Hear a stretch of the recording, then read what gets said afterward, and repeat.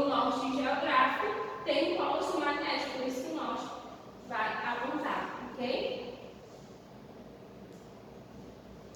Então, a gente vai aprender algumas utilidades do ímã, gente.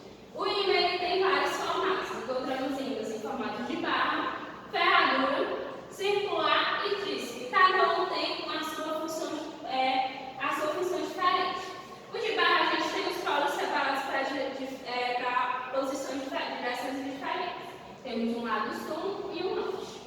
O ímã com formato de ferradura fica o norte e o sul apontando para a mesma direção, ou seja, dá uma maior força para o campo magnético em que ela vai acolher, ok? Então, a agulha de uma bússola ela tem formato de uma barra. O sul vai para um lugar, o sul vai para um lugar e o norte vai para outro, ok? Radar e motores eletrônicos, computadores, temos o formato circular e nos alto-falantes tem o formato de disco.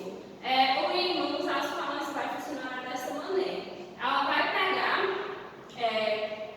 impulsos eletrônicos e vai transformar em voz, ok? É por isso que a nossa voz está mais alta, porque quando os impulsos eletrônicos eles são transformados em vozes através de um campo magnético, ok?